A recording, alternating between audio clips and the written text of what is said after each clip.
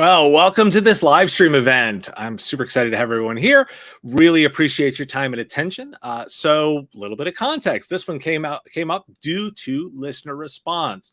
Many of you that follow the channel, either the audio podcast, The Business of Tech, which drops every business day with bonus episodes on the weekend, or the video shows at youtube.com/MSP radio. I oftentimes do editorial pieces where I've got a particular take on the universe and want to drop some thoughts to drive the conversation a little bit forward. This past weekend, I dropped a piece called IT Security is a Tax, calling out IT security as a tax event and a perspective of looking at it. Let's play a clip from that to give you a little bit of context. But IT security? Where does it fit into my profit and loss statement? Doesn't drive revenue. Doesn't reduce my cost of goods sold. Arguably, it adds complexity to my system, so it increases my COGS rather than reduces them. Frankly, it's not even something I want to have, like pens in the office. It's even worse than an expense. It's a tax. And it's a tax I pay to ensure that criminals don't break into my business and steal my stuff.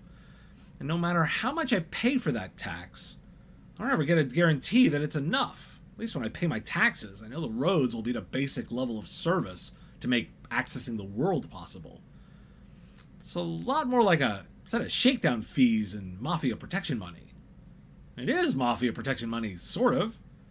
We know there's a world of criminal gangs using technology to take hostages, extort businesses, and steal profit. Be a real shame if something were to happen to your business. Now, wouldn't it?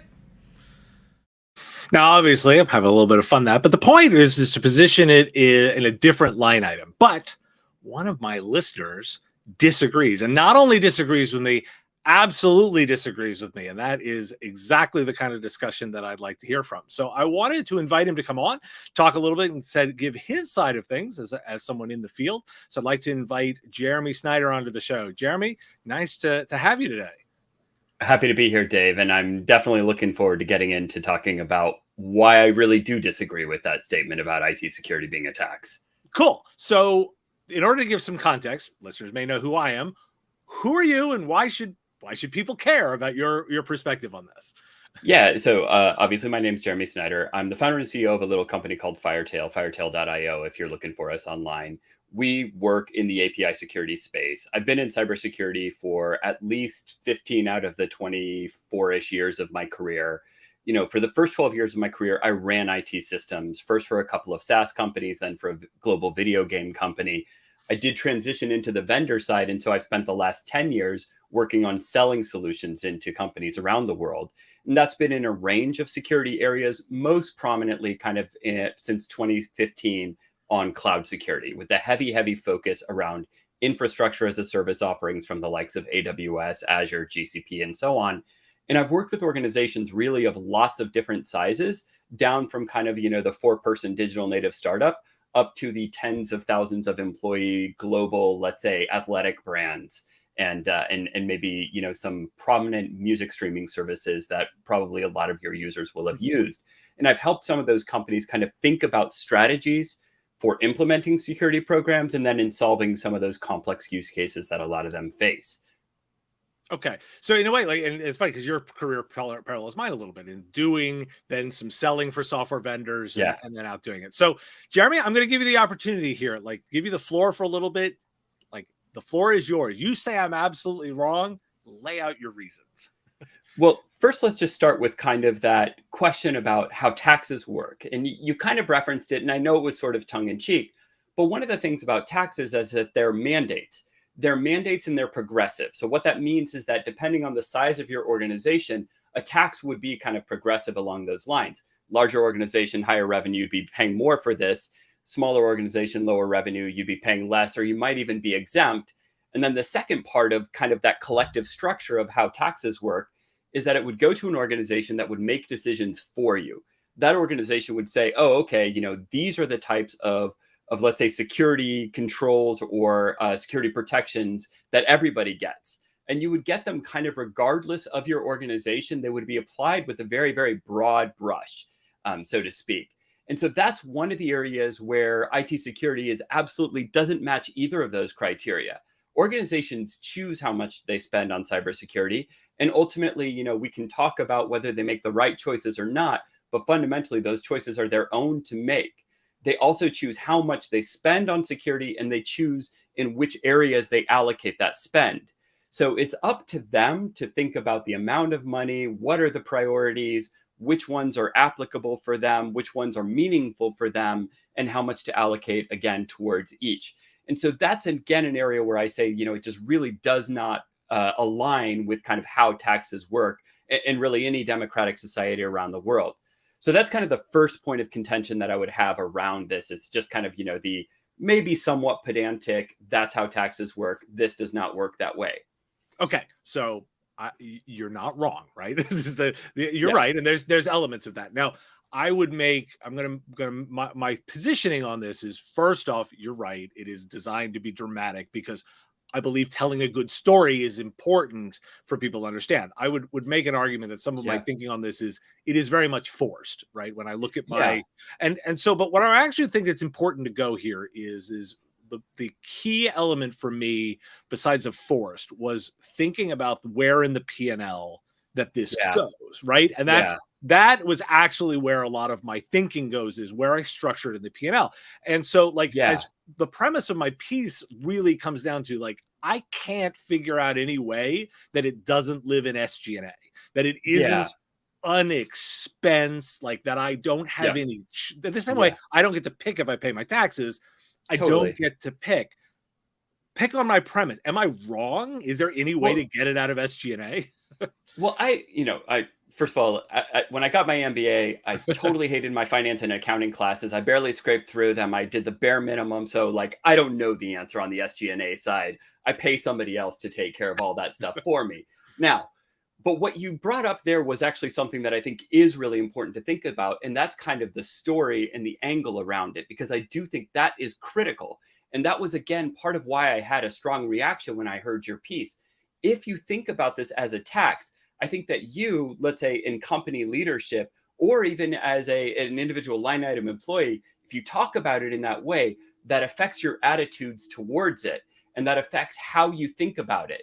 If we think about things that we view as kind of, a necessary evil or an overhead, we start to embrace this attitude around them, which is that, okay, if I have to do it, I want to pay the absolute bare minimum to it.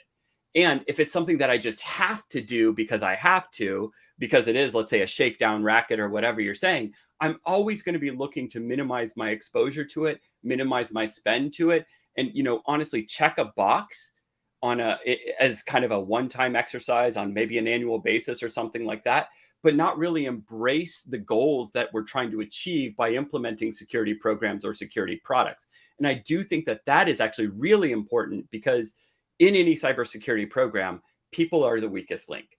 It's kind of this truism that you get thrown around a lot of the time. And if you kind of give messaging that tells people, yeah, I see this as a necessary evil, but not strategic, not core to our business or how we operate, everybody's going to treat it that way. They're going to look for ways to cut corners on it, whether that is in spend, whether that is in, let's say, like, they click through that annual security training, but they don't actually learn anything or think about the ideas. They don't pay attention to that phishing email that comes in and think for a half second before they click that link, all of those things. And that can really pervade an organization. Again, like, not to go back to business school too often, but we had this strategy class. And in that class, one of the lessons that we covered was kind of the clash or the fight between company culture and strategy. And there's another, kind of adage that gets thrown around, which is that culture eats strategy for breakfast. And so if you kind of set that expectation and it becomes part of the company culture that security is just unimportant, we do it because we have to, but it is not strategic to the organization, everybody will treat it that way. And ultimately your cybersecurity programs fail. So that storytelling, sets the attitude, sets the culture, and that's super important. Okay, so if tend to come at this as an IT generalist, right? And I'm trying to put my technology driver, CTO hat on, right? And I've got to manage all the bits, and I would love to spend all my money on things where I spend the dollar and I get $2 back, where it's a revenue driver. Yeah. Security isn't that. Okay, so So help, well, which is, that's my take. What I want to Yeah. ask you then to say is, Yeah. so how, it's not an opportunity, right? It's not a pure opportunity. Yeah. How Yeah. do you recommend people position and sell this, Yeah. recognizing what it is? Yeah. Well, first, let's start with kind of thinking about the shift in, let's say, macro business trends and macro digital trends over the last 20 years. You know, not to go to adages too much, but I'm sure you've heard the phrase software is eating the world. And so, what does that actually mean? What it means is that most of the kind of, let's say, transactions that we're engaging in these days are digitally enabled. When they're digitally enabled, what comes out of that? More ones and zeros. So we're generating data, but we're transacting everything through digital platforms. Awesome. We all know that. We love it. It creates a lot of opportunity. It creates a lot of efficiency, but it also creates a lot of data. That data has value. That value is something that your organization will benefit from over time.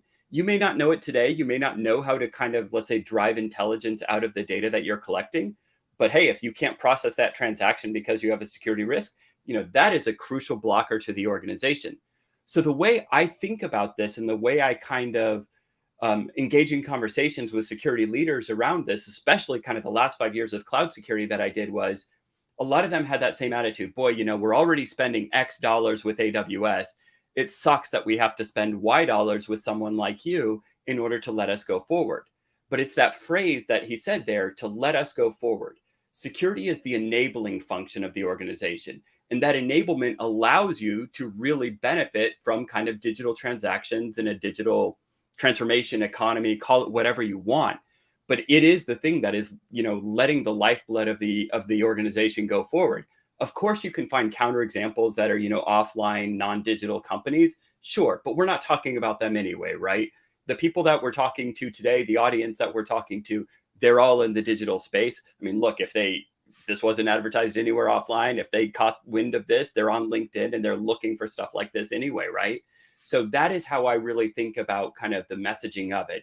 It is the enablement, and that enablement protects your data, protects your organization. That data is kind of the intellectual property and the core value of your organization going forward. And that's where I try to get people to think about and put that into the messaging that goes out and drives that company and employee culture. Okay. Now I don't disagree. I think that's all important. Now I will observe that one of those go forward messaging that is embedded in what I'm trying to convey is like, look, you pay for roads and bridges and infrastructure just because you have to. Now, quick Yeah. note: if you're watching this live and you want to drop a question into the comment bar, we're happy to take those. We will make. There's definitely going to be some time for this. One of the things, Jeremy, that I do want to ask, and I want to be a little pointed on this, is Yeah.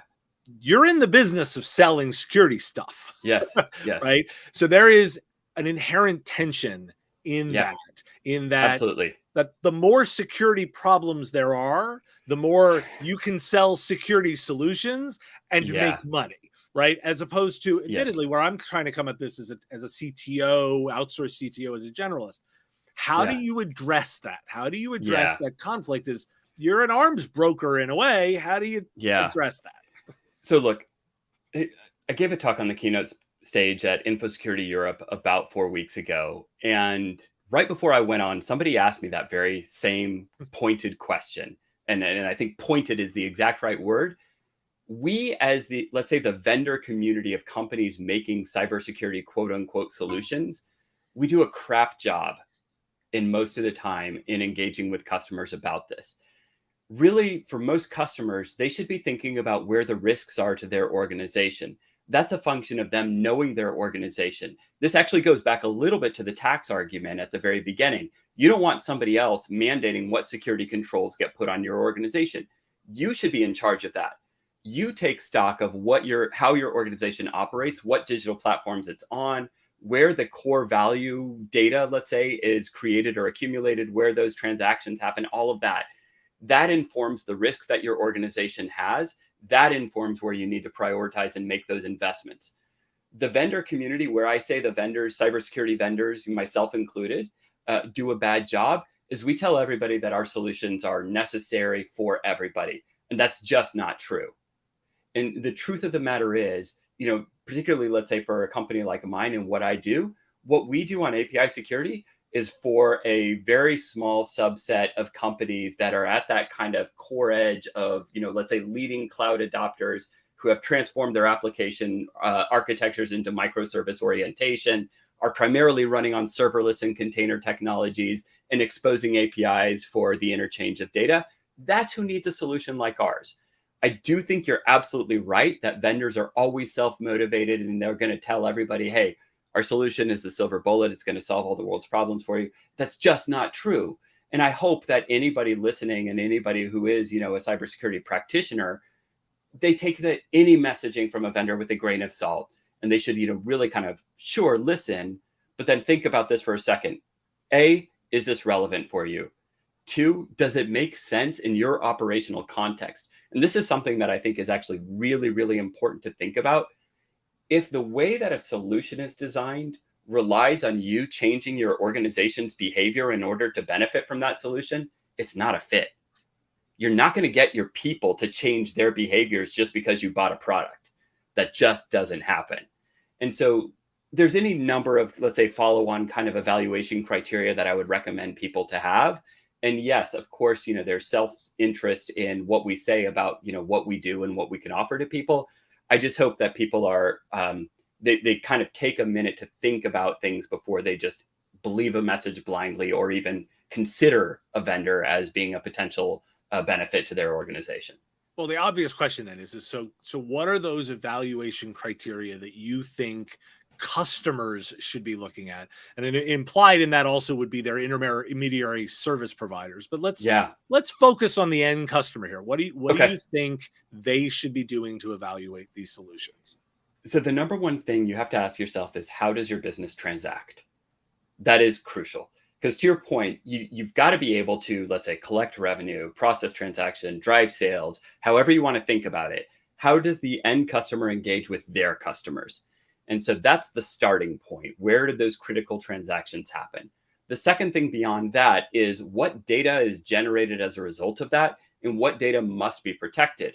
Most of the time, that's going to be, let's say, your customer data. Nobody is going to want to work with you as a company or as a vendor if you can't protect their data once they start working with you, right? So you think about your customer data, and then the next thing you think about is your intellectual property. That might be your software, that might be your source code, that might be, let's say, a digital library of assets. If you're a streaming company or a media company, that might be your content. Who knows what it is, right? But kind of starting with that lens of evaluation of figuring out where are the critical functions and where are the most important data. A lot of times you'll hear this phrase, crown jewels. Where do your crown jewels live? That's what you should think about prioritizing as really kind of, top criticality. Make your first investments and your most strategic, your most highly prioritized. And by the way, also the ones that you spend the most time kind of operationalizing and then reviewing to make sure that that original implementation plan still matches your ongoing needs. That's where I start that evaluation, Dave. Gotcha. So, Jeremy, what interested to hear. So, what are you ready to talk about? Like what you and your organization are up to these days? What are you guys working on? Yeah, we're working on API security with really a focus on real-time inspection of APIs. I think a lot of people are unaware, but actually 80% of all the traffic flying around the internet is API calls. And like, I'll let that sink in for a second, and I'll try to give an example of kind of how that might how you might kind of be able to relate to that if you're not somebody who's in this space. Let's say that you order food delivery, Uber Eats, Just Eat, depending where where you are in the world. You open an app, you look through a list of menus, and you click order, right? Right. What happens in that transaction is you've sent an order off to some back-end system owned by Uber or whatever company it is.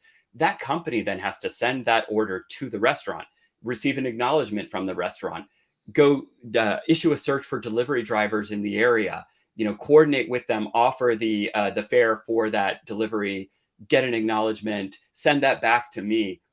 Everything beyond that first order submission, well, actually, including that first order submission, all of that is API traffic between multiple services that have to talk to each other and come together to make that whole transaction work. What we've observed in kind of the development of APIs over the last 5 years or so is that APIs are being exposed at the edge, meaning that they are sitting on the public internet. to be interacted with by any number of third-party vendors. That could be the restaurants, that could be the delivery driver services, who knows what. But necessarily, they have to be out there and exposed and talking to each other. We've done a deep analysis of the last kind of 18 months worth of breaches based on APIs to understand kind of, what are the misconfigurations, what are the vulnerabilities, what are the attack vectors around them. We've also looked at kind of the development architectures that have emerged as the most standard. And what we've realized is that all of the development is done on open source platforms. And so what we've done is we've released an open source tool, or rather we're in the process of releasing an open source tool that developers can use. They can very quickly embed it into their application code, and it'll do that real-time inspection of API calls, and it'll look for some of the most common misconfigurations and vulnerabilities around authentication, authorization, probing and enumeration style attacks, and also inspection of payloads that are sent from system A to system B. I know some of that may be a little bit too technical for the audience, but that's sure. Kind of what we do. We're putting that out in about 2 weeks' time. We'll actually be exhibiting it for the very, very first time in public at Black Hat in Las Vegas in 2 weeks. So that's a little bit about what we're doing. Oh, exciting. Well, Jeremy, I really appreciate you coming on and have first off, speaking up and pushing back, because as I always say, like, this is about examining ideas and finding stories that work for people. I don't have to be right. I'm just offering a set of tools to use in the right circumstances with the right customers. And your position is just as equally valid, because ultimately we're just trying to get to the goal of helping customers be better at what they do. Absolutely. I mean, that's actually the critical point. And frankly, even for my company, of course, we want customers, we want revenue, we want to grow, we want to build. But if it's not something that actually helps the customer be more secure, I don't want to take your money, because that's not a good investment for you. You're not going to be happy with it. You're going to be resentful of the relationship. And that goal that you said, we want everybody to be able to do what they do better and safer. Cool. Well, Jeremy, thanks for joining me today. Appreciate everyone joining the live stream, and look for more coming. I've got a live stream next week coming up from CompTIA, where we will be reviewing the CompTIA event. That will be 8 p.m. next Wednesday night. Thank you all for joining me today. I very much appreciate it, and I will talk to you next time.